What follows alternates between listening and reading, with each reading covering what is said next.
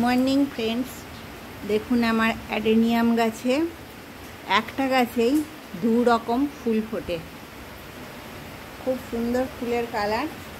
এদিকে আর এক রকম আছে, চাঁপা ফুল যেরকম কালার হয় সেই রকম কালার। আর আপনারা নিশ্চয়ই সকলে ভালো আছেন, আমিও ভালো আছি। আমাদের এখানে বৃষ্টিতে কত জল জমেছে, তাই দেখুন রাস্তাতে, পুরো রাস্তাতে জল।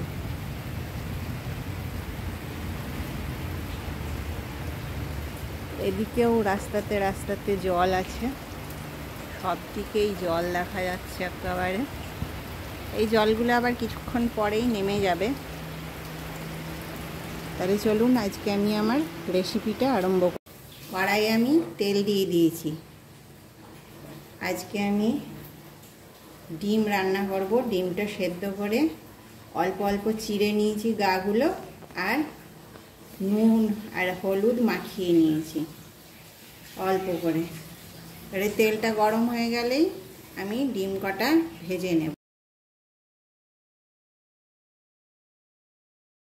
ডিমগুলো ভাজা হয়ে গেছে, ডিমগুলো উঠিয়ে নেব।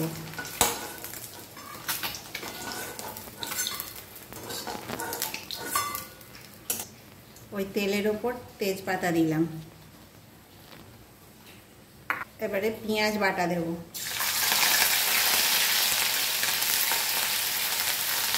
আজকে পেঁয়াজটা অনেকটাই নাড়া হয়ে গেছে। এবারে আমি আদা রসুন বাটাটা দেব, এই 1 চামচ দেব। স্বাদ অনুসারে নুন দিয়ে এবারে আমি আর একটুখানি আদা রসুন পেঁয়াজটা কষতে থাকবো। এবারে পেঁয়াজ আদা রসুনটা দেখুন লাল লাল হয়ে গেছে। এখন আমি অল্প করে জল দেব।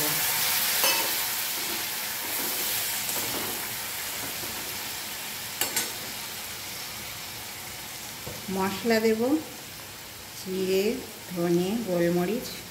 আমি জিরে বেশি খাই, ধনে কম খাই, গোলমরিচ অল্প।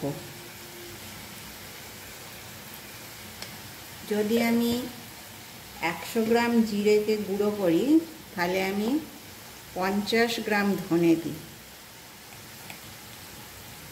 লঙ্কা গুঁড়ি,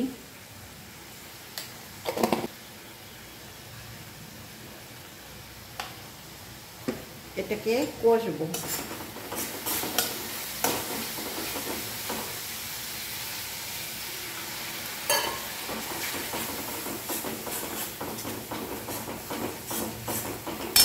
সঙ্গে আমি দিয়ে দিলাম টমেটো কুচি। খুব ভালো করে কষতে হবে। কষতে কষতে টমেটোটাও গলে যাবে আর তেল বেরিয়ে আসবে, তখন বুঝবেন কষা হয়েছে। তার মতো মশলা মশলা গন্ধ ছাড়বে। কাঁচা লঙ্কাগুলো আমি দিয়ে দেবো চিড়ে রাখা। তারপরে আবার কষবো। এবারে কষা হয়েই গেছে মোটামুটি, আমি ডিমটা দিয়ে আর একটু কষে নেব।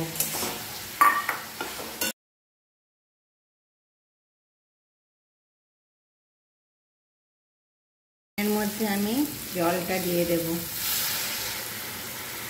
খুব বেশি জল লাগবে না, অল্পই জল লাগবে।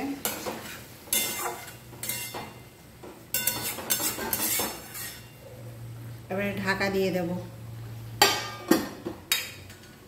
খুলে দেখব।